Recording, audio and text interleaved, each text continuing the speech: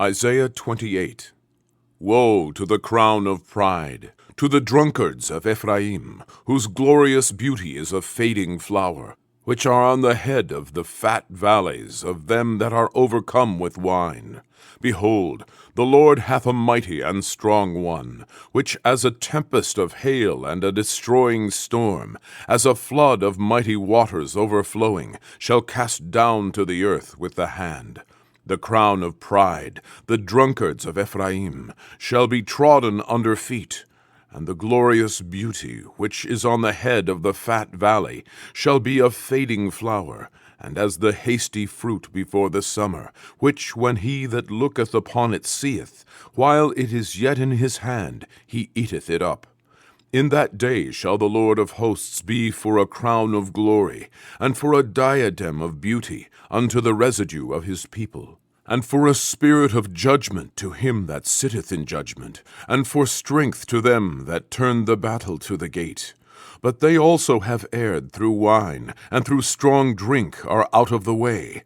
The priest and the prophet have erred through strong drink. They are swallowed up of wine. They are out of the way through strong drink. They err in vision. They stumble in judgment. For all tables are full of vomit and filthiness, so that there is no place clean.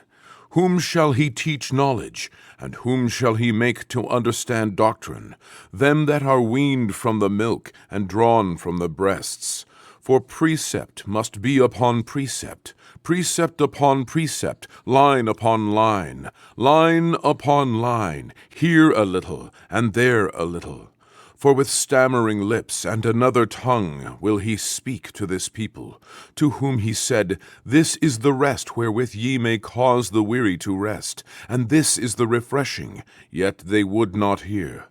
But the word of the Lord was unto them precept upon precept, precept upon precept, line upon line, line upon line, here a little, and there a little, that they might go and fall backward, and be broken, and snared, and taken.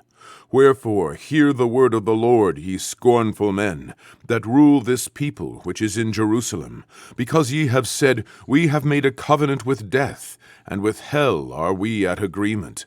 When the overflowing scourge shall pass through, it shall not come unto us. For we have made lies our refuge, and under falsehood have we hid ourselves. Therefore thus saith the Lord God, Behold, I lay in Zion for a foundation, a stone, a tried stone, a precious cornerstone, a sure foundation. He that believeth shall not make haste. Judgment also will I lay to the line, and righteousness to the plummet, and the hail shall sweep away the refuge of lies, and the waters shall overflow the hiding place. And your covenant with death shall be disannulled, and your agreement with hell shall not stand. When the overflowing scourge shall pass through, then ye shall be trodden down by it. From the time that it goeth forth it shall take you, for morning by morning shall it pass over, by day and by night, and it shall be a vexation only to understand the report. For the bed is shorter than that a man can stretch himself on it, and the covering narrower than that he can wrap himself in it.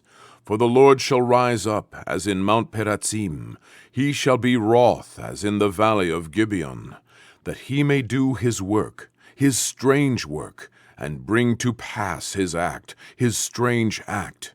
Now therefore be ye not mockers, lest your bands be made strong. For I have heard from the Lord God of hosts a consumption, even determined upon the whole earth. Give ye ear, and hear my voice. Hearken, and hear my speech. Doth the plowman plow all day to sow? Doth he open and break the clods of his ground? When he hath made plain the face thereof, doth he not cast abroad the fitches, and scatter the cumin, and cast in the principal wheat, and the appointed barley, and the rye in their place? For his God doth instruct him to discretion, and doth teach him. For the fitches are not threshed with a threshing instrument, neither is a cartwheel turned about upon the cumin, but the fitches are beaten out with a staff, and the cumin with a rod. Bread corn is bruised, because he will not ever be threshing it, nor break it with the wheel of his cart, nor bruise it with his horsemen. This also cometh forth from the Lord of hosts, which is wonderful in counsel, and excellent in working.